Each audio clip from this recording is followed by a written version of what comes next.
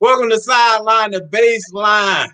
Welcome to Sideline the Baseline. We back, baby, with your host MB and K Lou. And guess what? We got a GM in the building, Mr. Yes. Ray Farmer, baby. What's going on, fellas? Oh, my bad. I was checking for who y'all said was Hey, Hey, you and know this you always a GM. It's like those old mans be sitting on a tree where everybody you be like, "Hey, what's up, Deke? What's up, Coach?" You already got that up, label, baby. You already got that label. and I appreciate it. I think both of y'all might be older than me though. I might be the puppy on the show. K-Lou, how old you Yep. now? He's Hey, 50. man. Listen, every time I see Ray and talk to him, man, the only thing I think about one of the biggest, hardest hit safeties used to come down here in the ACC. Woo! Listen, Every time I see Michael Barrow, all I see is Tamarick Vanover just laying on the field, just like, "Oh, help me!" Ray, I know you don't like patting your own back, but how many you got similar to that? Yeah. He ain't gonna tell you, it'll be. He used to lay heavy, huh? Hey, I did a little something. If you got in the way, if you got in the line of fire, I can put something on you. Yeah. I can put something on you. Because he was still linebacker size back there. That was the problem. Yeah. So he was linebacker size playing safety at Duke. Yeah, Yep. getting free runners on folks. So, what coverage y'all used to play, Ray, majority of the time? Anywhere between 4 and 2. We played a lot of 4, played a lot of 2. So you coming hard off that hash, huh? Down. I mean, and when you got half field vision locked, then it's hard to get away. So right, again, you get a jump on quarterbacks wasn't as good, so you can line people up and it could get ugly. It can get ugly. I love it, baby. Ray ain't fake. Hey, he's not afraid to put his face in the fan, baby. Oh, at all. At all. It ain't shocked nobody when he showed up to Philly and they say, "Hey, no, you don't go down there. Come over here." Hey, did they put you straight at linebacker? It ain't straight to linebacker. Wow. That's how I played with your boy Smitty. That's how I met Darren Smith. Okay. So Smitty was in the same room, but it was like, man, I always wondered what would I have been had I played safety in the league. But we had this guy named Brian Dawkins, so. Ooh, yeah, B-Dawk. Yeah. I knew what it was. Right. First thing they would have had to have you on the weight program to get life. You know, right? You never made weight. Ray, what was your playing weight? When I got to the league, I fluctuated anywhere from 218 to 222. Oh yeah, that was my sweet spot. Yeah, but I never play. I don't know if I played a game in the pros over 225. Right, I was bigger in college. I got up to like 228 in college. Right, the biggest I was then. But yeah, I fluctuated from 218 to 222 in the league. Wow, that's good. That's good safety size right there. The problem is I was tall though, right? That's why they moved. That's why I think that's large. So I'm 6'4". Oh wow. Yeah, so I wasn't some like little knotted up dude. I'm a taller dude. So. Oh yeah, that's great safety size. I mean, 6'4", 218. 6'4", 218. Shoot. Now I see where your son get his body from, Ray. That's how it was back in the day. That ain't 218. What is that boy? 200? Who, boy? No, yeah, like 170 something. Not even. See, not even. Yeah, he a corner. He for real look like a corner. You see his body? He look like a hooper when you see him. Oh broad yeah. shoulders, little narrow waist. Yeah. And how tall you say he is? 6'001" would be the official. Exact. You measured him yourself, huh? Oh, for sure. Arm length, wingspan, all of that. Yeah. Yeah. You can't help it though. Our resident GM, baby, Mr. Ray. Ray, go ahead and I mean, if you don't mind, just tell your son, give your son some love, man. Where is he going? Where he playing ball at? He's gonna play at UNC Charlotte. I'm super happy for the kid. He is he's talented, he's smart, he's good looking, he's tough, he's competitive, he's got ball skills, he can run. Again, it's about opportunity, right? He chose a coaching staff in a place where he thought he could call home. He enjoyed what they were doing. And I laugh. I would encourage every parent that is going through this, And unless you've gone through it yourself or you have an older child that's been through it, spend a lot of time educating yourself. Get in early. Take your kids to camps as quickly as possible. 8th grade, 9th grade. Get them on the scene. Take command and be in charge and being ingrained in the process, because it truly is a process. Even though I went through it a long time ago, it's different nowadays, man. How these dudes get recruited, what's important. And you'll see, man, a lot of it matters. Size matters. Like, they want to know how tall your kid is, how long his arms are, how big his hand is, all the things we talk about in the league. Yep. Colleges want those things from high school kids. And at least for me, you change a lot. You change when you get to college. Your body changes. You can gain weight. I saw a bunch of dudes come in at 215, 20 pounds and leave walking out the door 285, 290. Right. So I don't know. Somehow there's an understanding that they think they can make these kids do what they want them. And again, I'm just blessed to have a young man that knows what he wants to do. He's excited about his opportunities, and God willing, he'll have fun, and he'll be what he's going to be. So right. And I know we want to take advantage, get and talk about the NFL draft, but dig a little bit more into that. Like, if you're saying as far as getting the camps and stuff like that, what other advice would you give? Because I get that question all the time. Sure, K. Lou get it, man. Man, what I need to do to get my son a scholarship? You know, what I need to do? Right? You know, talk about that a little bit more. If they let them play multiple sports, the thing that's happening now is they're starting to stop kids from playing multiple sports. They want them to specialize. Keep him playing as many things as he can play as he comes through the process. But I will say, take him to a mega camp in the 8th grade. Take him to a mega camp in the 9th grade. Get him some exposure. If I'm being honest, if your kid is an athlete, make him run track. Yep, that's a good secondary sport to teach him how to run, work on his speed, develop his legs, his lungs, his wind, all of that. Make him run track. No, I hate to say this. My daughter runs, my son runs. My daughter loves it. My son hates it, but he realizes the benefit to it. Like, no one likes to run. I've never met anybody that was on the football field that was, hey, we're going to run these gases, and they start running. I don't know. I ain't met that person yet. But I will say, if you can get them running and teach them to run, train them to do certain things. But again, as a dad, all the dads out there, be dad first. Yes. Like, I ran into the buzzsaw of probably being a little heavy-handed with my son. Yeah. But be dad first. Listen. Be willing to let him show you what's really important to him. You can tell him that he should be working out and he should be running and he should be doing this and he should be doing that.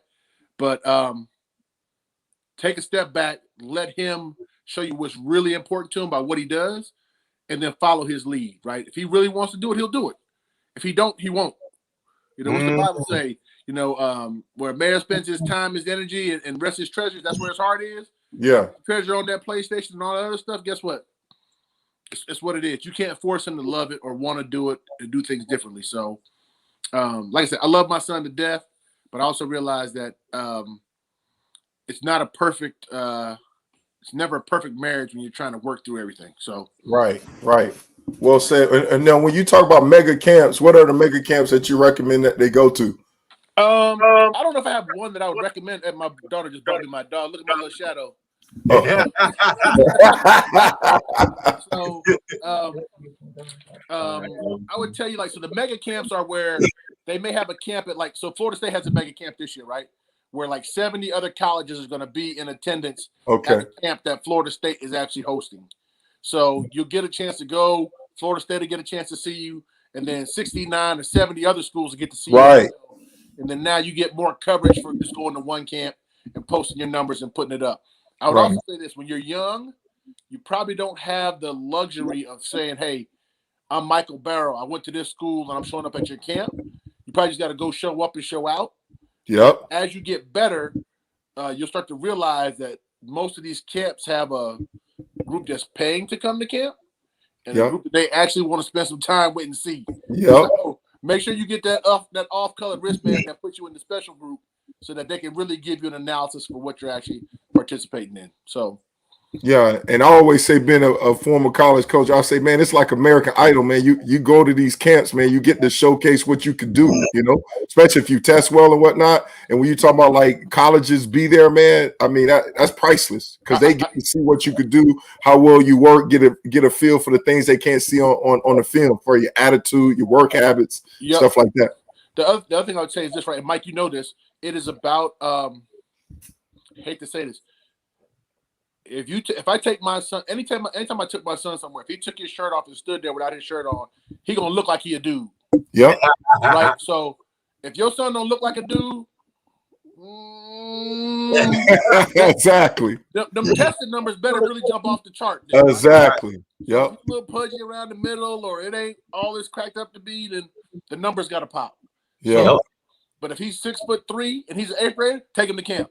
Yeah, he will make the look test if he's 6'3" and he an 8th grader. Like he'll make the list of people they want to keep an eye on. So It's just a measure of putting them in the best situations possible and giving them an opportunity to grow and be whatever they're going to become long term. Hey Ray, what about these recruiting services that's out there? I know all of them are not created equal, but what's your take on that? Do you feel like a parent should invest money into these recruiting services to help get their kids exposure? Please. Not $1. I would tell you, recruiting services don't necessarily help your kid. They help your kid when they decide to write an article or put some stars on them.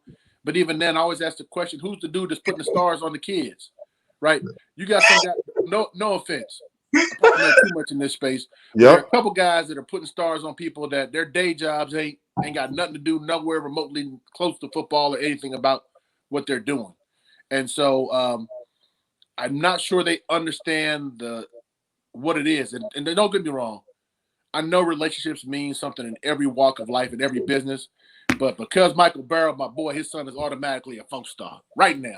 Right. And so we know that in sports, there's daddy ball. I think daddy ball continues just in a different way as we work through that aspect of it. So I don't put a lot of stock in the stars. I know the coaches and the colleges do, in part because if you tell me I get a bonus if I got a top 20 recruiting class, they're gonna understand the recruiting class is by them stars. Probably gonna make me want to respect them stars a little bit more. It's a double-edged sword, man. I think you just gotta learn to play the game, and the more you get involved with it, the more you learn to talk to people. You get greater and greater insight for what is what's actually happening. Yeah, no doubt. Well said, man. Well said. I agree. We can spend 2 shows on this stuff, MB. Yeah, because a lot of people, I mean, they want to know. Matter of fact, a friend of mine just hit me up asking me, what can I do? And I was telling, I say, no, I'm like you, Rat. Don't put your money in recruiting services. I mean, you go find out if you got a list of schools that you like, find out when they got their camp. If you're a great tester, go showcase yourself right there, especially if you test well and whatnot. Do what you got to do, man. It's like American Idol. You get a chance to audition in front of them, Yep, and get your clips, right? So whenever you start getting to high school, get clips. Record what you're doing. Put those clips together. Make a tape every single year, every single game. Update your tape. Keep the latest information available. And I hate to say this, the recruiting game, if you wait too late, it will become a full-time job if you're trying to get your child a scholarship. Yeah. You can't beat time. Like, you need the time for your child to saturate the market with people actually knowing his name, specific to an area. Like, if you being down there, haven't been down there in Miami, there's enough kids down there to keep you busy all year long, just watching the kids in the city in the greater Miami area. It's the same thing where I live right now in Gwinnett County, Georgia. There's enough kids in Gwinnett County. Yes, Gwinnett County. Good Lord. You can spend all year just watching these kids in this area. Right. But if that's not your testimony and you're somewhere else, you got to keep selling your kid and putting them out, because look, I know every school in the country was coming to my son's high school. Every school in the country was coming to his high school. I didn't have to work to figure that out. Now I just need to make sure that he's able to do what he has to do to process, play, and perform when those opportunities come and he gets to audition in front of folks. Man, Ray, boy, golly, I said no more, but golly, how has this whole two things: COVID affected recruiting, right? Because your son's Right. a junior, but also, right, the NC2A by extending a year, granting an extra year, right? That's Yep. a transfer portal, all that stuff. Me and K-Lou talked about that. That saturated the market even more. And to me, the high school now athlete is now it's a little tougher on them because they got more competition. You know, Clearly. So you hit it all on the head, right? So now you couldn't go to camps, you couldn't go see coaches. So you're trying to recruit and get everything done in a virtual environment. They Right. don't really know how big your kid is. They can't really put their hands on him. So now you're in a situation where it's all film. It's all based upon what can your kid do on the tape. And if he don't look right on tape, if his pedal ain't right, if whatever, like everything gets nitpicked, everything gets thrown into the blender, and you got to chop it up and see it. And then the bad part is that if we can get 25 new kids to a school every single year, and we're going to now take 13 or 12 or 15 or 10 or who knows what the numbers are that a coach wants, they get paid to win. And you're telling me Michael Barrows wouldn't leave the University of Miami and come over here to North Carolina? Then guess what? I'm going to get Michael Barrows, who, even though he was balling, he's going to have to sit in high school and figure it out. Right. Coaches are at. And so you're losing out, not just the kids that are your age. You're losing out to a guy that went to college last year, or 2 years ago, or 3 years ago, or a grad transfer. It's a complicated system right now. And here's the funny thing. There's a lot of kids putting themselves in that transfer portal and getting stuck. I want to say there's over 5,000 kids over there now. And now there's only so many spots. Right? There's only so many spots. The coach wants to win. And you got to have a good dynamic. It's like being in the pros. It's college drafting, or for them it's the high school selection, and it's free agency, and for them it's the transfer portal. Free agency can be really enticing. So can that transfer portal. But inevitably you seem to find your stars when they come from the high school level. But again, I just saw one today, a 4 or 5 star kid leaving one big time program and transferring to another, going to University of Alabama. Like it's where we're at. If Alabama's taking transfers, I'm not sure why anybody else wouldn't take transfers. So the transfer portal is an issue, which then makes that opportunity to get a scholarship that much harder for a high school kid. So you have to get involved early. You have to stay involved. Do not, my personal opinion, I would not let anyone control my child's recruiting other than me. When coaches want to talk to somebody in my family, they need to talk to somebody in my family. I don't need you talking to the coach at the school. And man, again, I'm biased, right? I've been in this business for a long time. But if you need help, don't be afraid to ask for it. But I, for one, felt like I could understand what coaches were telling me about their schematic plans and decisions and thought processes behind my son. I didn't need anybody to translate that information for me. Yeah, that's the thing. Most people don't know what guys say. People perish because lack of knowledge. Most parents, unfortunately, don't know, and so they're trusting the coaches to get it done. Or you have these street agents, right, getting it done, and then unfortunately for them, a lot of them don't have the kids' best interest in mind. They try to figure out a way how to come up, you know. Right. And look, you got to figure out where the good people are, because there's some good folks out there that are trying to help kids. Like there's some 7-on-7 groups and coaches that I think do a hell of a job of putting their kids in situations. And there's some people out there that they becoming bagmen. They just taking kids around and picking up money and bags and you're like, what do you mean? And I'm like, there are people out there that are taking kids to these colleges. And because I brought Michael Barrow and K-Lou and they got out my car and walked in, I got a nice little 5-10 grand, maybe 20 for taking them to the right spot. So that's right. There's a lot that goes on in that space, and unfortunately, it's just like the league. It can be grimy and dirty if you get in bed with the wrong folks. But that's why I said, you'd have your child's best interest, so be as involved and knowledgeable as you can be. And much ask the right question. Well, what questions, Ray? Golly, man, we're going this way. What questions you think they need to ask? You know, with somebody that don't know, they got a child. What questions do they need to ask? If you could put maybe 2 or 3 questions or something like that, or whatever come to mind. I don't want to limit you. What questions they need to ask so they know they're asking the right questions? Look, first and foremost, when your child is connected or contacted by a coach, I think you got to understand and you got to read the dynamic, right? One thing I try to talk to my son about is be able to read the conversation, right?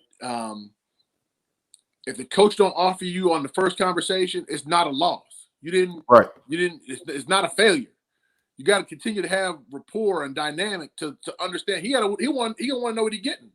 Right. So don't rush the process. And don't get me wrong. If you get in the process late, you can feel rushed. If you don't start these conversations and these recruiting calls until your senior year, you late to the party. So yeah, and the seats are drying up. So again, I would tell you, are you playing varsity as a sophomore? And not just getting some reps, but are you playing to get enough information to actually get a chance to play? If you're doing that, great. Because once you get a chance to talk to the coach, the questions you want to start to pose to him are, how do you view my son? What type of roles do you see him playing? And then for me, I'm an academic nerd, right? So I want to know, let's talk about your school. How's the academics? What are your academic services like? Are you going to provide tutoring? You know, what are the study hall ramifications? How does a kid earn his way out of study hall? There it is. Yep. Guys sound like he went to do. but Did because you again, that, LB? You did. Also Ray used to, you're right. And Ray used to be academic coordinator at Duke, right? I was academic coordinator, but so he's all on it. He get it honest. College is about that education. Football is just a piece of the puzzle.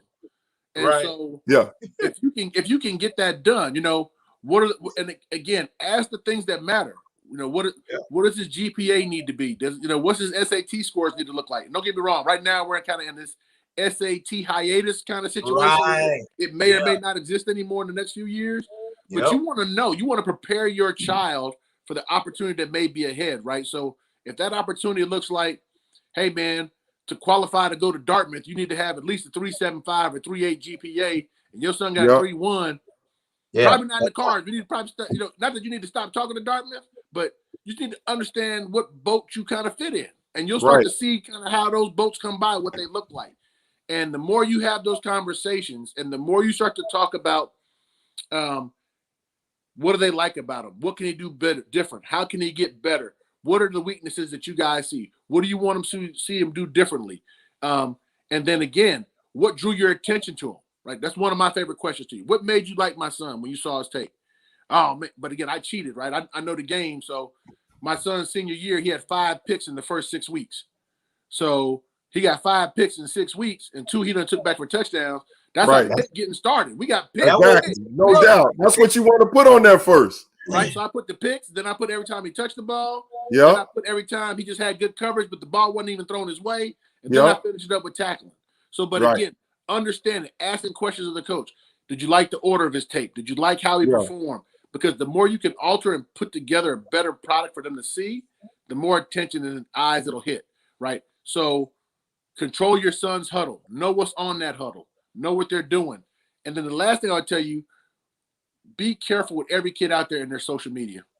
And for those that got kids and you watching their social media, please be ingrained in what they post and what they say. Yeah. Because I promise you colleges are watching. No doubt. And with name, image, and likeness coming on board, it's just going to become that much more of a staple that companies will now be watching what your son and or child is posting with his girlfriend, with his friends, with whatever. So just know you got to take all that into consideration. Wow, well said, man. One of my coaches used to say you're an independent contractor, and whatever you do, you're your walking advertisement. You're your walking billboard, you know? And he said that before social media was out, you know? It's just how do you conduct yourself? And even before you get to the point where you are committed to a school, you're representing all of those people that are recruiting you, right? Yeah. So don't lose sight of the fact of you're no longer just representing yourself. Absolutely. You are a brand that stands for more than just Michael Barrow, Kevin Lewis, and Ray Farmer. You stand for the people that now associate their name with you.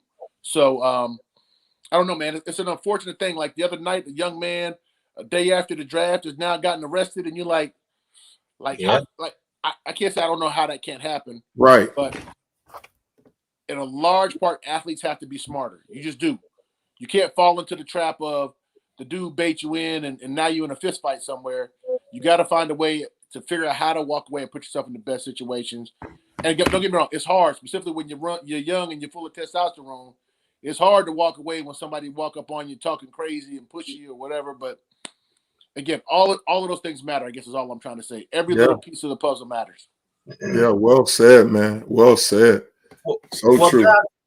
guys, we got to get into this NFL draft. So let's shift the conversation from high school through college, and now we in the NFL draft, man. We got a segment called "He's a Problem," right? And I shifted it up a little bit tonight, and it's their problem. And these are the teams that you feel like gonna be a problem because they had such a great draft. MBI started, and I know y'all gonna get a lot of boos on this first one. But LB knows why I went that direction because he know if I was Ray and a GM, I wouldn't really put too much stock in this draft.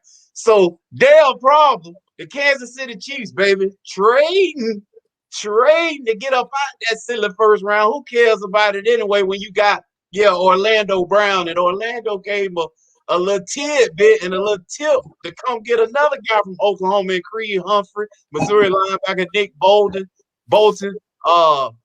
an edge rusher from Florida State, Joshua Kando. DUKE. We get drafted, baby. Ray won, and he won another. The tight end from Duke, baby, Noah Gray. Noah Gray. Wide receiver Cornell Powell, and last but not least, Tennessee, a guard from Tennessee, Trey Smith, MB. Them Kansas City Chiefs with Orlando Brown knowing how to get right back to the NFL last game, which is that Super Bowl, baby, said, y'all can have these first round. We're going to get a Pro Bowl. No doubt. Yeah, problem.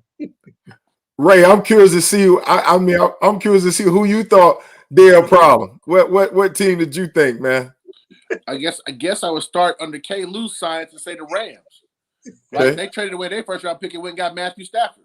Les Snead. So, yep, your boy Les. If that's the methodology of taking proven commodities and getting guys that ain't guesswork, right? They hit the ball out the park, That's right? But if you want to focus on the draft itself, teams that I thought the Chargers did a really good job. Yep, I do. I thought the Chargers killed it. I am not going to take the easy road and say, "Oh man, look at what Jacksonville did. They got Trevor Lawrence." Right. I'm talking about the San Diego. I always say that. Man, it's like stuck in my head. The LA Chargers did an excellent job. So hats off to that entire crew for not being sexy, but being deliberate, intentional, right? And I think it's hard when there's opportunities to take players that score touchdowns and run and look exciting, and you stick with the pieces that you know make a difference, which is getting guys up front that set the tone and control the line of scrimmage and protect your investment in your franchise quarterback that you think you have. Yeah, you got to take the opportunities to get a Slater and start to make that narrative different than, hey man, we just got to get sexy and we got to take these skill guys. So right. I thought they did a good job. I think that let's see, if I had to go, I thought Buffalo did a good job. But I think Buffalo's been drafted the last several years of adding guys to the mix that contribute, right? So if you look at teams that come in and identify players that fit their scheme and their team personality, I thought Buffalo did that. I thought they added to a core group of guys that they thought that they established last year, and they added more guys that looked and felt like players on their team. So, like, I don't know if you guys remember Ed Oliver when he came out of Houston. Yeah. And then they added the kid, I think his nickname is Boogie, but Carlos Basham, the kid from Wake Forest. Mm-hmm. Okay. Very similar style in my mind, right? Both kind of really big dudes, super quick, athletic, agile, can run. Like, that's the game, is to find players that fit your mold of how you're trying to build your team and add those guys to the mix. So I would tell you Buffalo off the top. I would tell you Detroit did a great job in my mind. Detroit didn't fall victim to, hey, man, let me go ahead and get one of these sexy guys. They went ahead and they start building that thing up front. Let's get these linemen and let's get better. So, those would be my answers. Yeah. But Detroit, that's our old teammate. He's like, he want kneecappers or something, he was saying? He want to cut them kneecaps off. He want to get out there and get after people. And that's okay, right? He started then taking people to match what he said. And that, to me, is when you show I'm use the word maturity of what you're actually trying to build. If you want to cut kneecaps off, you better get you some dudes that's willing to do that dirty work. And that's the first thing he did. He went out and he got a guy that I think before the draft started, most people would tell you that kid's not getting there. And the fact that he gets to him, that's a win. That's a big time win. Right. Ray, what's your thoughts on what Carolina Panthers did, man? As far as if I'm gonna pull a page from K. Lou, they traded for Sam Donald, but then traded Teddy Bridgewater away, right? Yep. And then arguably, right, I think on paper they had the first corner off the board was technically supposed to be Patrick Surtain, right? And they ended up going with Jason Horn. Yeah.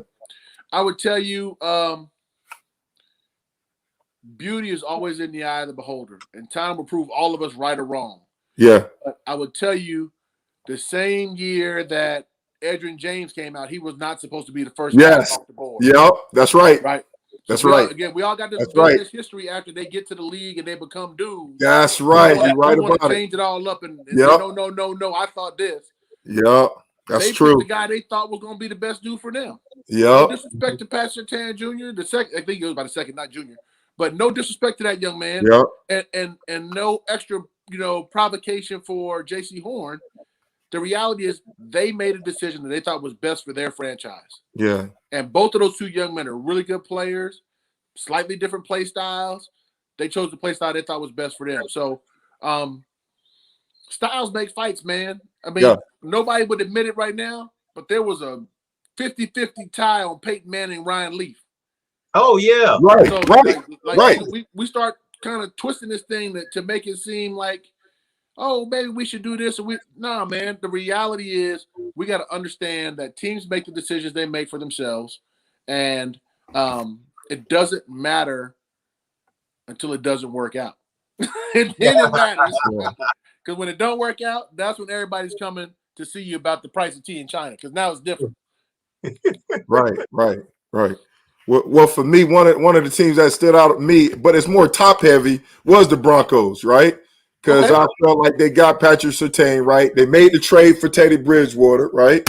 And like you said, we'll find out if that works out well because they had an opportunity to get Justin Fields if they didn't like Locke, right?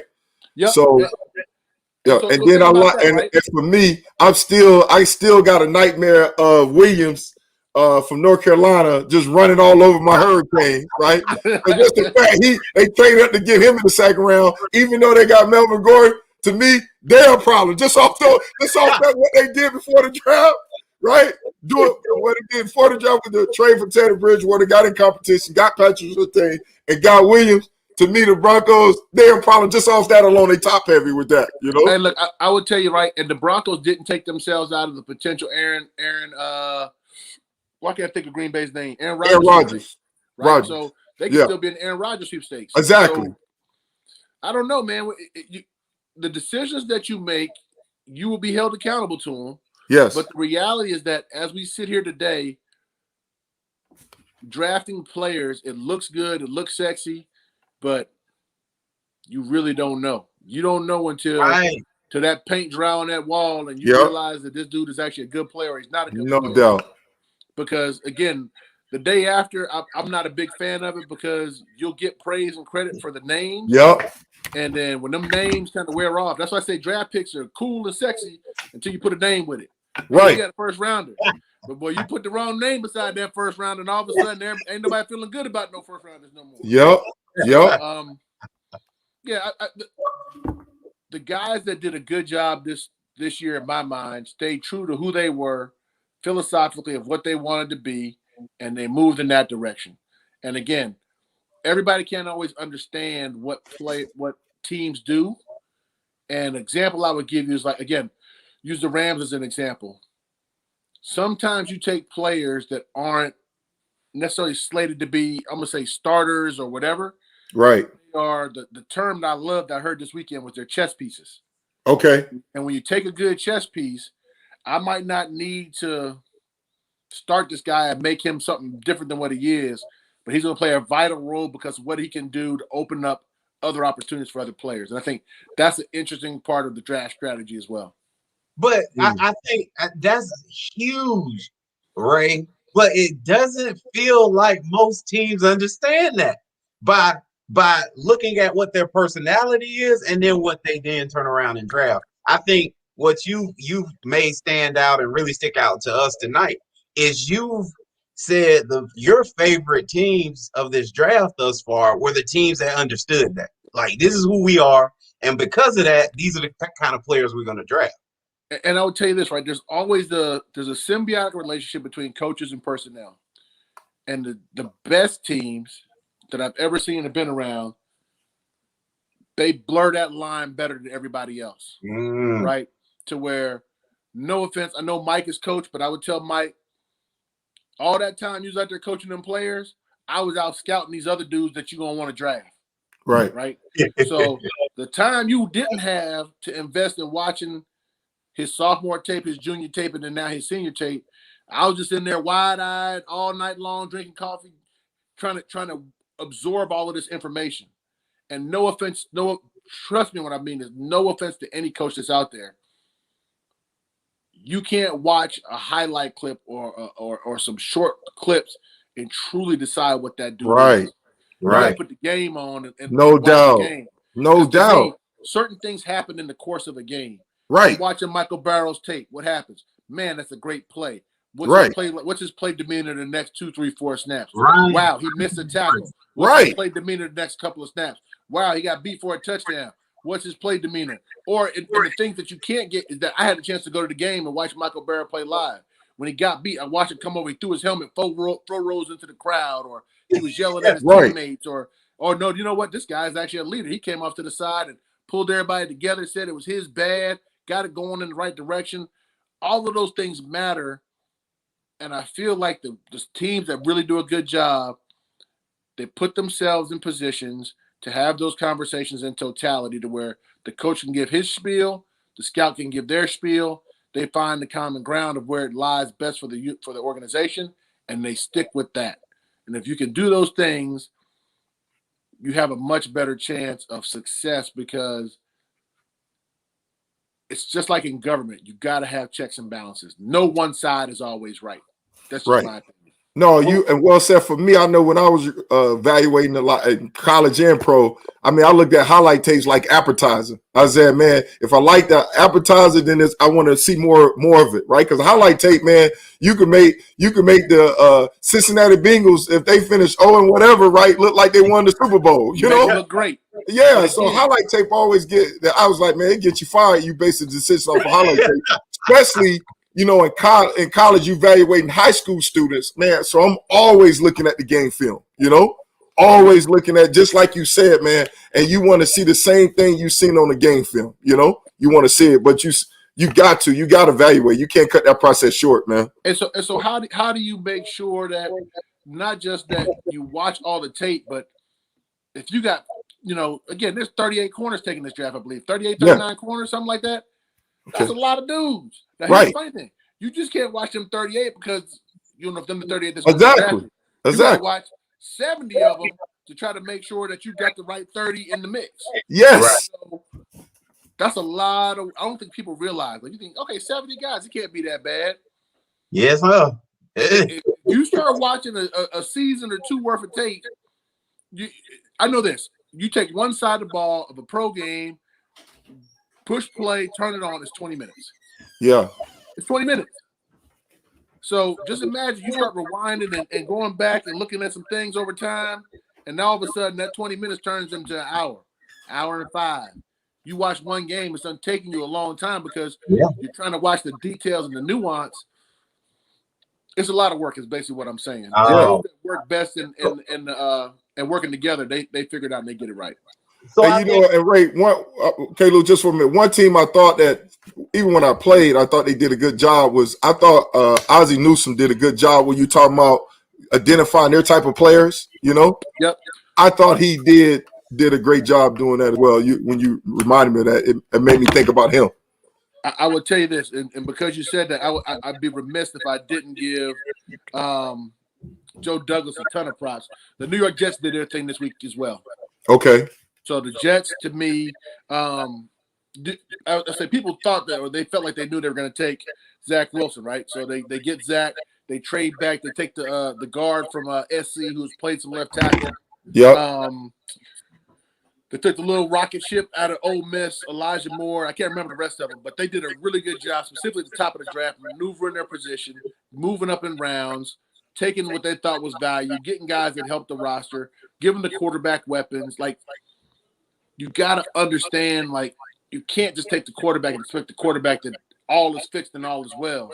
Yeah. You got to have a good offensive line. You got to find weapons for them to throw the ball to. You got to have a defense that can hold up under pressure. If you do those things, that gives your team a chance to win. So, off of that, Ozzie Newsome, well-crafted, well-organized, well thought out together, well put together. I thought the New York Jets, Robert Solid, Joe Douglas did their thing. So, that's off to those guys as well. Well, I think we talked a whole lot about the teams that you necessarily that we like. What teams completely miss? And I'm gonna let y'all boo me right out the gate and tell you that, and tell y'all the guy who completely missed to me is the Miami Dolphins, man. I thought the Dolphins killed it too. Me too. I thought the Dolphins should have been number one team. Well, go ahead, K. Lou. Why you thought that, buddy? Waddle, man. That's listen. That surprised me. Desmond Howard. That's Desmond Howard all over again. Care what y'all talking about, man. And you put your first pick in that with the best dude in college football. You know, you can say 1A, 1B, him and Kyle Pitts and Devontae Smith. No, man, I'm not doing that. You do realize that prior to his injury, Jalen Waddle was every bit as productive as Devontae Smith. But see, I give Devontae Smith that because he's taking the top off. Oh, and your boy Jamie getting to work the inside because he's taking the top off. That's what he's a special teams guy. He's a playmaker on the field, but receiver, he still got to prove it. Because if you even look at his highlights that they showed during the draft, when he's running real routes, they next to him. He you know what I mean? He's not whittling away from people. It's once he catch the ball. Now them yak yards coming to play. Devontae is leaving people in regular routes. So let me ask you this: Are you ready for this, K. Lou? I'm with you. What was Tyreek Hill coming out? Listen. I get that. I think I got it, Mike B. I got it. Yeah, that's definitely a guy that you could definitely marry with him or match with him. But Tyreek, but K. Lou not big on Tyreek Hill. Hey, you don't see him as a number one receiver. Not at all. We talk too much about his tight end. If you want to keep that real, we shouldn't be talking about the tight end as much as we do. You better be talking about the tight end. He really what he supposed to be. You better be talking about the tight end. Why do you think Dallas was good back when me and Mike was playing?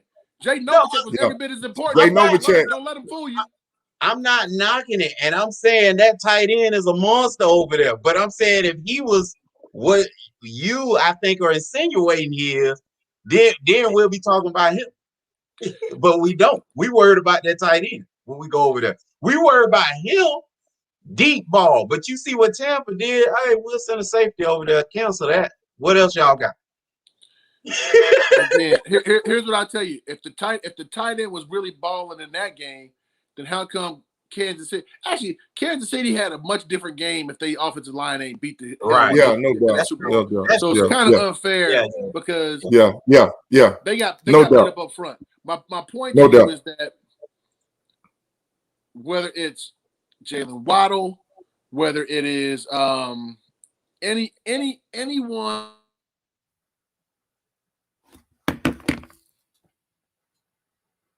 We lost you, Ray.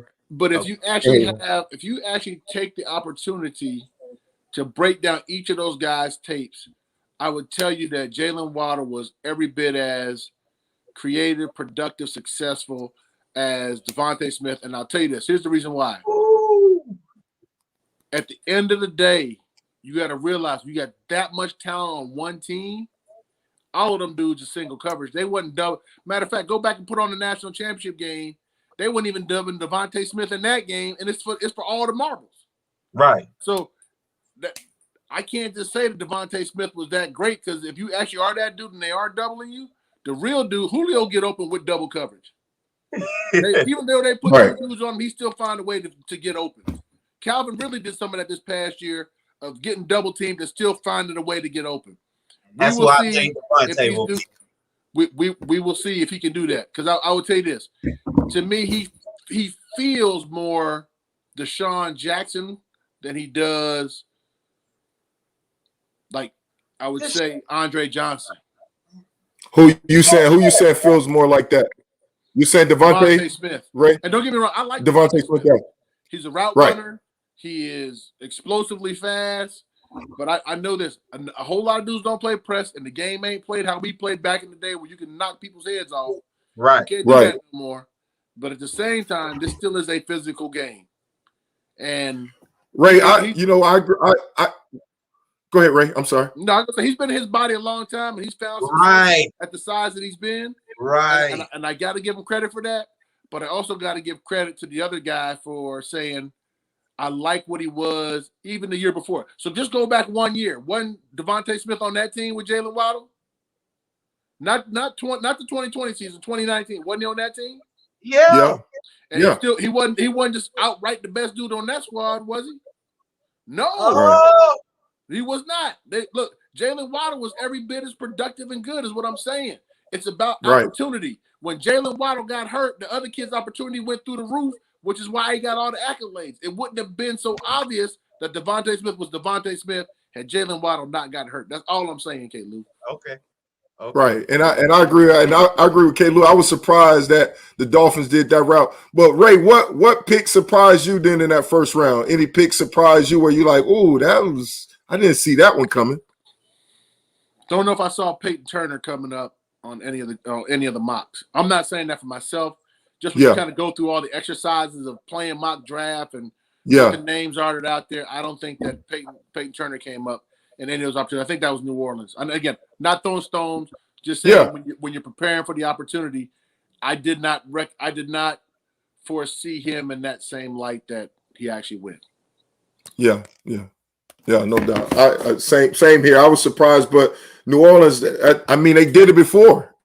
You know, when they want somebody, they don't care. They did it before with the end they drafted a few years ago. There is power in being able to draft what you believe is right, independent of what the rest of the world is saying. Because again, hindsight being 2020, would the Patriots have waited to the 6th round to take Tom Brady? Probably not. Right. Even they say they wouldn't. Okay, but if you wouldn't, is that a mistake? Because if you could have got him in the 6th round, why would you take him in the 1st? Wow. Right? So yeah, exactly. Where you get him, as long as you get him. What the problem is that when you had an opportunity to get him and you didn't take that opportunity, and then he goes somewhere else and blows up, that's when you get ridiculed and criticized. Nobody ever gets lambasted for not drafting the guy that went in front of him. You get criticized for when the guy went in front of you, you had the opportunity to take him previously, and you chose to go in a different direction. Oh, okay, right now, I am be both. I know the draft is done for the future, but bump the future. Y'all know the NFL is right now league. What team picked their way into being a Super Bowl contender? If you gotta make a guess, what team picked their way into becoming a Super Bowl contender? Now, I'm gonna say this just to kind of keep putting some milk on your cornflakes. Miami. What do you say? I told him Miami, but I mean, in honesty, I did think Miami did a really good job. I don't know. Again, Super Bowl is one of those things. Right. A whole lot of things got to fall in line. But right. I would tell you, a contender, like they on that path now that you wouldn't be surprised. I thought Cleveland did a really good job. Yeah. Wow. Yeah. I mean, I'm supposed to not like the Browns because I got fired. Right. But if I'm being objective and honest, I thought the Cleveland Browns and that crew did a really good job of drafting guys and getting value for what the player was, the position where he got drafted, how good the perception of what the thoughts are behind what that player can be, and how they appear to fit into an overall scheme and plan that the Browns are trying to execute. So I would give Cleveland props. Yeah. I sincerely would. And again, for what they did last year, they're going to have to build on that because you're not playing a Yeah. last place schedule this year. You're playing a competitive Exactly. schedule this year. And so you need those new people to come in and help give you that extra juice to take those next steps to stay as competitive as you were the previous year, if not improve more. Yeah. MB, Yeah. did you No, have one? and Ray, I'm gonna piggyback with Ray. I agree with the Browns as well. And to me, I think they also, I like what they did. I call it the draft after the draft, where you have the college free agency, right? And you got to sign players. They end up signing Marvin Wilson, defensive tackle out of Florida State, who I think a guy had the talent. Yeah, I'm sorry, say it again. I said Big 21. Yeah, who I thought had the talent but didn't play hard all the time, right? But I think, man, that's another guy that fit well in the system. So I'm with you. I thought the Browns did an excellent job. I like what they did. They got guys to fit their scheme. They got some playmakers and stuff like that. You know, got Newsome out of Northwestern, who I thought was a good corner. You know, they got the linebacker out of Notre Dame. I mean, they got some guys that fit their scheme and fit their abilities. And they still, when you talk about matching up with what they're looking for, the players with the coaches and the personnel, I thought they did a great job. Now, does it mount to the Super Bowl? I don't know. But I think they put themselves in a good position as well to get it done. And Ray, I'm finna jump down to this. We'll close the show after this, man. Go jump down to this last thing. Dion made a comment, man. I don't know if you got a chance to read it. I did. I got Instagram, K. Lou. I might be old, but I ain't that old. Oh no! I ain't know what was in it. I'm good, but I know where you're heading. Dion said, and we have the audacity to hate on one another while our kids are being neglected and rejected. I witnessed a multitude. Yeah, I said a multitude of kids that we just played against that were more than qualified to be drafted. My prayers are that this won't ever happen again. Get your knife out my back and fight with me, not against me. Now, I think that last conversation was all the back and forth he's been having with the other schools and other coaches. That's just Dion. Dion, when you talk trash, that's what you're going to bring out of them. MB, I'm throwing a dagger at you. I thought you said if you're good enough, they'll find you. MB, Dion say they was good enough. I'm going to you with this one first. Yeah, and I did. I think for me, looking at that, K. Lou, I think and Ray, correct me if I'm wrong, but with them pushing the season back to the spring, I think this is one of the negatives that came out of it when you talk about evaluation and stuff like that. In my opinion, that could have effect on it. But I don't know. Unfortunately, I don't know all the personnel. But if you can play, they will find you. I remember a dude, it's a safety out of Lenore Ryan. But I'm just saying, though, history proves itself. If you can play, they'll find you. It was the safety out of Lenore Ryan last year, went second round to the New England Patriots, right? Yeah. So for me, I don't know. Like I said, I don't know the personnel down there, but I'm telling you, like Ray talked about, I know as a coach in the NFL, linebacker coach, I evaluated everybody. I was like, give me all this because I'm trying to find some players. I'm trying, and if it's not on the board, we had a relationship where you can go to John Stein, go to, hey, I like this guy. We need to look at this guy, trying to get information. So, like, it's no different, right? I know everybody's being properly evaluated, right? That they're going to evaluate. That's your job to evaluate as a coach in the NFL. That was my job to evaluate everybody. And I know for darn sure as a scout, you're going to evaluate everybody, especially in your area. So for me, I can't say, okay, this guy was worth the draft pick or not. I just know based on past history, if you could play, they're going to draft you. They're going to find you. I don't believe it. Ray, go ahead. Dion, my evidence. I would tell you, I think Mike hit a portion of it on the head, right? You cannot play football as an entire league and think that those kids got the same opportunity as other kids that had the chance to play football. Right? So you play when you play. All you can do is do what specifically when you're a kid. You can't, if your parents take the ball from you, you can't go out and play. Like, there ain't no ball to play with. So they had to wait. That hurt them. And then, it's also how many kids to go to HBCUs are ideal, measurable, talented kids. They're not always the cream of the crop. Absolutely. So if they're not the cream of the crop, And then in some respects, and again, this all sounds negative, and I'm not meaning it to be that way at all. If they're not the cream of the crop coming out, and let's say they're getting phenomenal coaching, they're getting dynamic coaching. Do they have the same weight programs? Do they have the same meal programs? Do they have the same? The first part of the test is the eye test.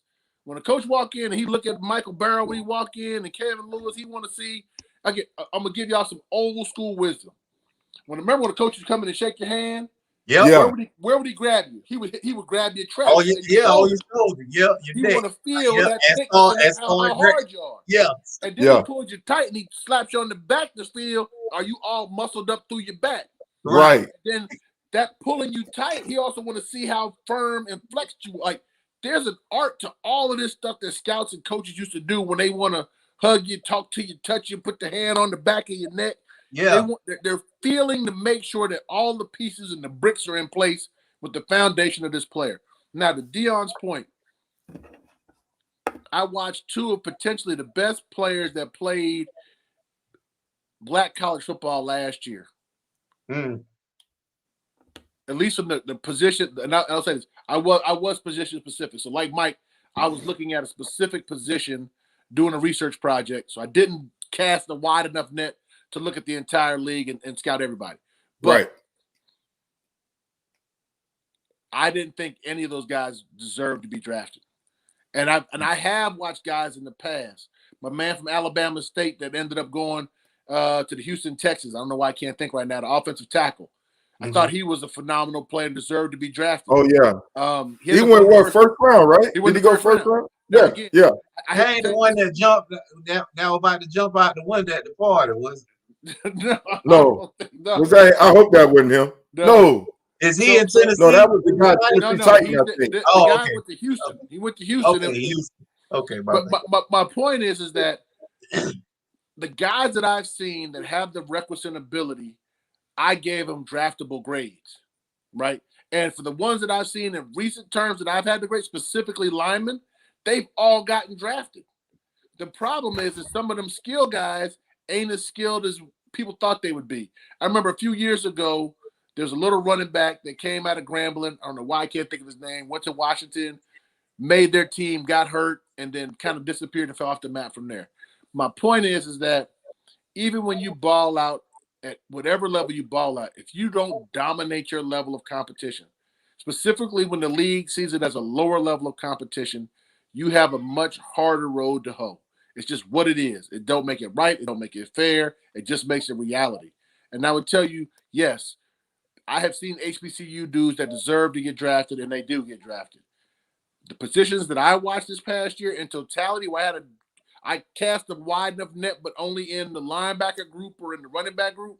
Right. I did not see the requisite ability out of two of the top kids that they thought were real corners in those leagues that they should actually be draftable commodities. I didn't think they were that talented. They might be talented for that league, but I did not think they would be talented in the National Football League. Wow. All right, MB. They I guess they found them, but they wasn't what they thought they were. I mean, K-Lou, one name that come to mind is, I mean, like we already said, but Darius Leonard, you know? Yeah. So my problem though with you is we'll always find a name, but Deion used the word multitude. That's not a name, bro.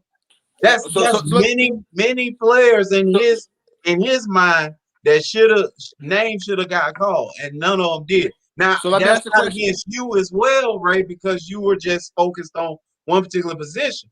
But I'm just saying, that's what if Deion believes that it was that many and they didn't get drafted, then that, to me, it makes my point that your chances are way less going to that level. I'll ask you a question then, K-Lou. I would then take that conversation even deeper and start to suggest play up. Go play somebody. Go take your product, put it on the field against Michigan, get your payday, take the travel, take the lumps, and then now I get to see your kid compete against other guys that I think are better, more valuable assets. Well, right? I know down here in Florida they do. FAMU's always trying to schedule a Miami. Yeah, was Bethune. They actually do down here. I can speak of the schools down here. Okay, but then you don't see that you don't see that same notion. And again, there's gonna be blame placed on both sides. Some people gonna say Right. we don't want to schedule them, whatever. I don't know. No, the reality is that's a pay game. They take But- them every time. Don't they'll be but you Oh, gotta yeah. be willing to take that lump to Right. go figure it out. But what you also do is you're probably gonna take an L, so you're gonna add a loss to your column. Yeah. But then what you do is you actually give those young men a chance to show that they actually belong. right. And I think that's Right. one of the things that really makes it interesting is that very infrequently have I seen black college players, HBCU, historically black college players, get invited to like the Senior Bowl or some of the other opportunities. Right. What was it? It was Jermaine Stevens, I think was the kid's name, the tackle that came out of A&T a few years ago. There's been a few guys, a spattering of guys that get opportunities, but it's not the norm. And until you get to the point where you get a chance to see those guys compete against other guys, they're not going to get the same opportunities. There's a reason there's levels to this thing. There's a reason there's Elite Power 5. There's a reason there's FBS and FCS schools. It's just different. I agree with you, Ray. So, so let me say this. So, K-Lou, that's your point. My point is, I think they do get properly evaluated, but your point is they don't get properly evaluated, right? And I hear Ray saying the same thing to some degree, correct? I'm saying that the guys that are talented enough don't get the same opportunities exactly. They aren't getting that same evaluation that you're gonna give a guy that's won 2-time national champion at Alabama. And I understand we at Duke didn't get that same look. I disagree. Okay. I disagree completely. I think you get the same evaluation. I just think that you're not as good. And you're not playing the same level of competition sometimes. So we all played in this league, man, and we saw guys from these who's schools that was trash. No doubt. Let's call it what it is. Let me ask you a question, Caleb. let me ask you a question. And I would ask anybody out there that has a standard job that they do, whatever your job title is,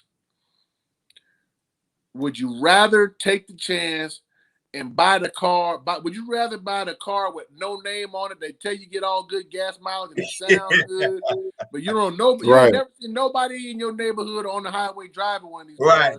Right. But they say you can get all of this for this. Or would you rather just go out and get the Honda because you know it's a Honda and you can drive it raggedy? Like people stick with what they know. If I'm gonna mess up, I'm gonna mess up with the guy from Michigan that everybody thought has been a real guy his entire life. I'm not gonna mess up digging over here in the trash can and tell y'all, hey fellas, look what I got. I don't found. I'm not. And again, it sounds bad, and I'm not calling those kids trash. I'm not. I'm just kind of making the fact that at the end of the day, people take what they know. I'll say this.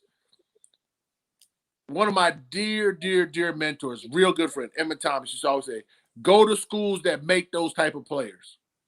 Right? So back in the day, when you was looking for linebackers, you was going to Miami, Penn State, like you started feeling good about recognizing certain schools for producing certain types of players. Period, point blank. You can say Miami U, whatever. Now, who's DB U? Who's wide receiver U? Who's whatever?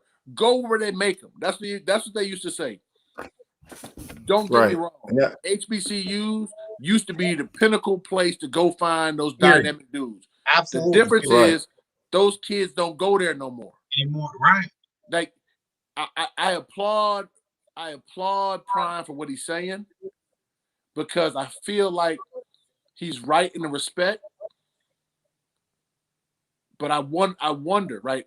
I actually begged for some of those HBCUs to recruit my son. I would have loved for my son to go to Morehouse or make a different decision. I couldn't get dude to call me back. I already know, baby. We had that. Hey, we had a whole show. Was you on that one? Yeah. He was on there. He was on there. But he was on there. I could not get the dude to call me back, and that's okay. But I'm saying, like, how do you give everybody the benefit of the doubt?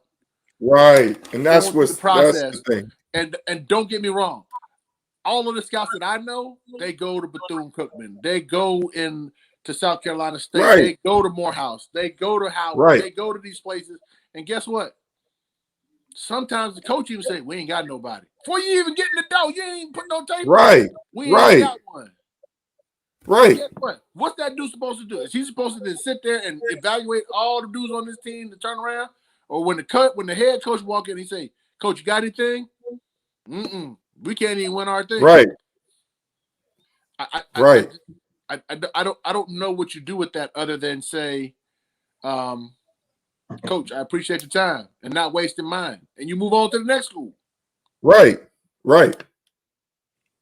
K-Lou don't seem convinced though, Mike. No. K-Lou, I believe it. We've No, had this hey, K-Lou, once K-Lou gets something in his mind, he's stuck on it. So, but I understand his point.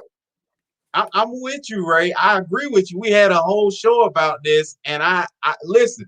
I wasn't even recruited by the HBCUs right here in Florida. You see what I'm saying? So I had a kid that North Dakota State had just went back to back national championships, and they wanted my corner. Right? I was coaching high school. They wanted my corner, and I couldn't get Bethune nor Fam to take him, and he wanted to stay home. So, like you can't even make the playoffs, and this team is winning it all. And they took him. That staff, he ended up going to what's the school? Oh man, the Cowboys, Wyoming, because Wyoming. the head coach left. He left with Craig Bowl. He left with Craig Bowl, and he went with Wyoming. And so they took him, and that kid went with that staff instead of going to North Dakota State. He went to Wyoming with them and played with the draft pick, that quarterback. Yep. All I'm saying is this: Josh Allen was the quarterback that came out there. Right. All I'm saying is that when you consider where HBCUs are, here's the argument I've gotten: they don't have the resource allocation. I made phone calls and recruit all over. But when people call you and try to engage you and look at this kid, right? I struggle with how you don't have the internet connection to put on the huddle and watch the guys' clips. Yeah, no, that's what I'm saying. And that's the problem. You got to evaluate everybody. They ain't turn out nothing. I'm so afraid. When I was a coach, I was so afraid to miss somebody in my area. I'm evaluating everybody, If I get a call, one thing I say, at least I'm going to promise you evaluation. I may not agree with what you're saying, but if you call me about a kid, especially I respect you, Ray, man, this dude can play. You call me Mike, man, this dude can play. Ray told me this dude can play. I'm going to watch the highlight. I'm going to watch game film. I'm turning on every stone because I don't want to be that guy, Right. Again, I thought it's interesting. So somebody put down, people want the warranty. I don't know if people want the warranty as much as people don't want to get accused of missing by reaching, right? It's the same question that you asked, K-Lou. Who you think messed it up? Oh man, why they take that dude from Bethune-Cookman in the second round? Yeah. Like they gonna get accused of reaching right away. We could have got him as a free agent. Right. So I will tell you this: all of them guys, not all, several of the guys that I know that I watched that were HBCU players, they got free agent contracts pretty quickly, I might add. Right when the draft ended, boom, boom, boom, dudes got scooped up, gone. Even got what I would consider relatively good signing bonuses and P5 guarantees, all that stuff to match. Right. But it's all about, I don't say all, a large part of it is level of competition. And you have to truly stand out and stand up in those moments for people to distinguish that you're different than what they would consider a lower tier player or a lower level player. So basically, if you're not a standout guy on that level, it can hurt you. Oh no, it will hurt you. It will hurt you. It will hurt you. Yeah, it will hurt you. So again, if you're not a standout guy, then it can hurt you. It's like scouting the CFL, right? I'll give you an example of some of the things we did back in the day. When I was a pro personnel scout, I'm not going to the CFL and just evaluating everybody in the league. Right. I'm going to start with before I even get there, I'm gonna call K-Lou. He's in Saskatchewan. I'm gonna call Mike in Calgary. I'm gonna call Ray in Winnipeg. And what I'm gonna do, I'm gonna ask you about your team, but gently, because again, they don't want to lose their guys. Yep. But I'm gonna ask you, who did you have problems with? Man, there's this guy doubt. From Saskatchewan. He was woo. No doubt. I do the same thing. I'm a circle. No doubt. And as I make my way through the league, and that one guy with all 8 circles on him, I gotta watch Yep. that guy, right? And then the guy with 7 circles on him, I gotta watch that guy. That guy with 1 circle Yep. on him, if I get to him, I get to him. If I pop up, Right, he look good in practice, great. But I'm going with a deserted plan. I got a plan in my head now because Yeah. the league has validated that this guy is a guy that everybody should have their eyes on. Even if he didn't win Yeah. the awards Yeah. and all that stuff, the league has validated that this guy's a guy that should be under consideration. So the example No I doubt. would give when Cameron Wake was in, when he was in, Yeah. man, he was a Giant. He went to camp with the Giants, got cut, went to the CFL, had to sign a 2-year deal, did 2 years. Now they tried to make him a stand-up linebacker for the Giants. They put his hand back on the ground when he went to Canada. Yeah. Led the league in sacks, 2 straight years, defensive player of the year. Miami ends up signing him, gave him $900,000, somewhere around there to sign as a signing bonus. More than anybody I had seen coming out of the CFL ever since when I was doing it at that time. And he turned into a dude. Right. But Yep. it was no secret that dude was a good player. It was just that they paying him how much? $900. Right. Man, good luck. Right. Well, let's wait and see how this thing plays itself out. Exactly. Guy goes to the Pro Bowl a year later. So I think, if you do your homework and you watch the player and you're convicted about what you see, I don't think the level matters. Indicative by the guys that, like you said, K-Lou, there's one guy every year that he'll go in the first round or the third round or wherever they go. To say there's a multitude of them, I don't personally think so, because if there were a multitude of them, they would be in stronger competition with these Power Fives and these other schools for how well they perform and play on the field. Man, because we can show name every round. I mean, I know this. There's a Power 5 guy drafted in every round of that draft. Every round. Every round. They Yeah. didn't miss one. And again, Right. As a matter of fact, SEC, what they had the most, right? 62 or something like that. how many guys? Here's I'll give you another little interesting piece. There are always guys that get drafted from these big schools, and I don't know if it's every year, but I know I can probably give you 3, 4, or 5 guys that actually didn't even start in college and still got drafted, but they came from elite Power Elite 5 programs. programs. Yeah, the quarterback, I can't remember, for Seattle, MB, that went to USC and never started since he was in high school. They started not 1 year at SC. That was And Matt Castle too, to get Matt them to the Patriots that backed Yeah. up. Tom Oh, yeah. Brady. Matt Castle. Yeah. Yeah, Matt they never Castle. started one game. I was like, well, dang. Right. These I remember. is around here. Hey, K-Lou, Ray, I remember when we was at the Giants and they drafted Darryl Jones, right? And they asked Ernie Kosar, like, tell me about Darryl Jones. Right? He said, look, if I'm gonna take a chance on the kid, I'm gonna take a chance on the kid from Miami. You know, Exactly what you and said. that. Yeah. So So I think ask what Mike. Deion say, huh? Ask you, Mike. You went to Miami. Here's my question for you: how many dudes that you played with that you thought had enough ability to play in this league, but never really got a chance? Oh yeah, a lot of dudes. I can't. I don't have that Love same testimony of Duke. K-Lou will tell you. He Right. can look around the locker room and say, Right. "And that Right. dude should be in the league, and that dude should be in the league, and that dude should be in the league." Right. He ain't had that testimony. Uh-uh. So Right. guess what? There's something to the fact that we played at Duke. It wasn't the treasure trove wasn't as full. That didn't mean there wasn't a guy or two there. Right. But you wasn't coming there to find 10 players for your team Right. if you was there. Right. You just wasn't. Hey, we somehow hit the jackpot 1 year though, right? We had 7, right? Seven Yeah, what? not draft picks, but Oh, in I'm about camp. to say that. No. We was in camp, right? And but who played there that year? It was his freshman year, Kyle Shanahan. And 3 of them went to Denver. He knew him.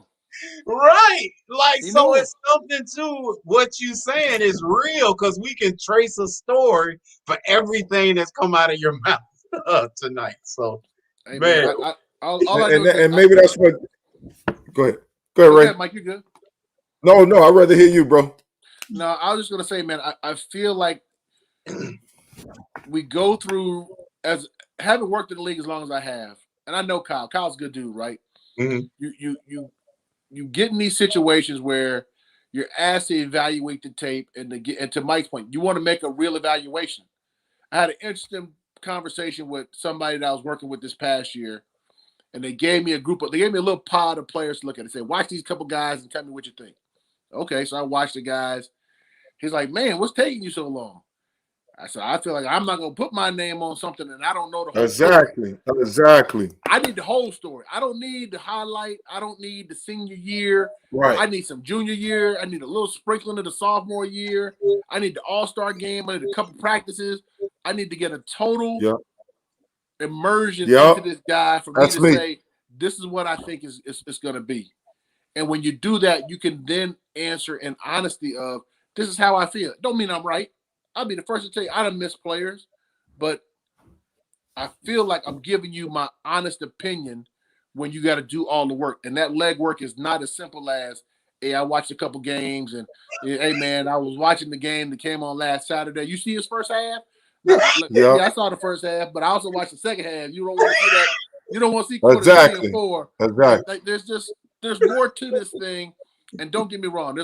I was laughing with some buddies during the draft, and end of the day is this. I think it was Vince Lombardi that said it. If you listen to the fans long enough, you'll soon be sitting with them. Yeah. Like that. No offense to anybody, but you have to put in a lot of effort, work, time, energy. And Mike knows this. As a former player, I struggle with sometimes. How does somebody that never really played the game understand the intricacies of what's actually happening? Like, right. And I'm not casting any stones. I know a lot of really good dudes that they would call non-traditional football guys that I think they do a really good job. Right. But I would also tell you they're probably better at information aggregation than they are actually watching the tape themselves and coming up with a decision. And those are two different dynamics of how you could actually get the answer to the test. So, I don't know, man. It's the draft in and of itself is an inexact science, and because it's an inexact science, 50% of the first round fails. Guys come and go; they hit or miss. I mean, could be wrong, but I would say this: New England hasn't been one of the best drafting teams out there, even though they get credit for like all these great selections. And I'm like, they done missed a lot. Now the difference is, I think Bill Belichick is truly a complete genius when it comes to actually doing what he did this year, which is give me a bunch of veterans and watch me put these boys to work. I think that's the best thing he does is when he brings veteran players into his team. He always does. Yep. He is absolutely the best guy I've ever seen in the National Football League with the term I call player utilization. Where does Mike Barrow need to play to be the best Mike Barrow? And you will be playing that spot on his team. And that's just how he operates. Because no doubt. Always seem to be a plug and play guy. The guys' jerseys seem to like stay the same. The jersey numbers seem to stay the same, and just the name changes. But you think you're watching the same dudes. Hey man, for a long time, I felt like I was watching the same New England players over and over and over. And man, I watched Wes Welker his last year in New England, and then Julian Edelman took him. I was like, did Wes get faster? Right. Like, He cloned him. He got the cloning. He cloned him. He cloned him. Yeah. Especially. But the one degree I'll tell you this, and I'm gonna shut my mouth. That's actually the genius of Bill Belichick too, is being able to identify the traits that look exactly like the previous guy, so that you can plug and play. And then that goes back to match what they do in Alabama, which is when the guy gets hurt at Alabama, the guy coming off the bench look just like him. I think I did this with Mike the last time I was on. That boom, that guy gets hurt, he leave the field. The next guy come in, he looked just like the last guy that just left. So, hey, Ray, and a lot of times you find out they was better. Yeah, the second guy better. He just younger. He was waiting his turn. He was over there just waiting. So, I mean, for what it's worth, man, they reload, baby. They did a thing the other day on Alabama's wide receivers, and they went through Jerry Jeudy and Calvin Ridley and Devontae Smith and Waddle and all these dudes they had come through that program. And I'm like, real talk, none of them dudes really kind of look the same, but they're all supremely talented. I said, so imagine the discipline that a coach has to have, that you spent all this time recruiting Devontae Smith and Waddle and all these other dudes. But then when you look over there, there's a dude named Jerry Jeudy, and you're like, I'm pretty good. I think y'all boys need to sit over there and be quiet and look at these scout team cards. And they did that. They paid their dues. They developed their craft, and given the opportunity to contribute, like K. Lou said, he might be better than the last one. So, Yeah. I mean, there's an art to this thing. And again, for me, I could be wrong. I just think scouting is more art than it is science. I don't think you can put all the numbers to it and get the answers to the test that way. But I do believe it's like Picasso. Some people know how to paint, some people don't.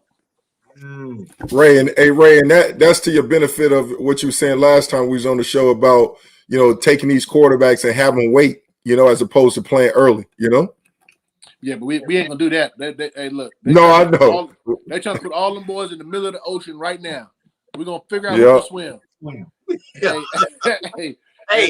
Hey, who can swim with this shark-infested waters? Ain't no doubt. Yeah. And matter of fact, we're gonna put a couple of little droplets of blood in everybody's pocket. Oh man. Well, we appreciate you again, Ray. It's always an honor and a pleasure, man. You make the show better every time you come on here. So we appreciate you. Love to have you over and over and over again, man. So we'll be hollering back at you again. Hey, man, I feel like I'm just sitting around with the boys and we just talking shop. So it's always good, fun, and interesting to debate, banter, and have conversation about sports. And y'all know me, man. I love ball. I'm always here. Y'all brothers are both good dudes. Hats off to both of you. And I'm always available, man. Give me a shout. All right, appreciate you. Hey, Ray, Ray, tell quickly anything you want to promote, anything you want to, as far as what you're doing right now, anything you want to get out? No, I think right now all I want to say is to my son, I love you, man. I only got a couple months left with him. And look, I could be wrong. I never went home again when I left to go to college. I never went home to live. I never went back home to live. So for every parent that may hear this, if you don't play no other clip, play this clip. Love your kids. Like, love them. Amen. Just enjoy them. Spend time with them. Tell them you love them. Tell them you're proud of them. Like you don't get it back. Once time is gone, it's your best commodity because you don't get it back. Once it's spent, it's spent. No matter what you choose to spend it on. So, like I said, I got 2 months left, man. That's how I'm looking at it. So, I don't know, man. I'm in a grateful place. I just want to spend time with him. Again, no disrespect to my daughter, who's an amazing person herself. I got a little bit more time with her. So I don't feel that same pressure constraint. And girls tend to come back home, right? Right. Again, I'm married. I went and saw my wife's people at Christmas and holidays and Thanksgiving. And yeah, we made it to my mom and dad's here and there, but her people came first. And I would say, it's different, man. I'm going to miss my son. I'm going to miss having him in the house daily and seeing his face. So I'm just going to go back in there and probably just sit across from the table and just look at my eyes on him and stare at him for a little bit. So I don't know, man. But yeah, I'm in that emotional, sentimental state right now. So I'm fragile. Y'all be gentle. Well said, man. You about to have me cry with it. He had to take the baby girl. Hey, man, like I said, I'm feeling some kind of way. Baby girl is doing her thing. She's back on the track. So look, Kennedy is a special young lady herself. And man, like I said, praise God that she looked like her mama too. Oh man, well we appreciate you, Ray, man. Well said, brother. Man. Well said, man. Good, man. Later. You too, man. Thank you.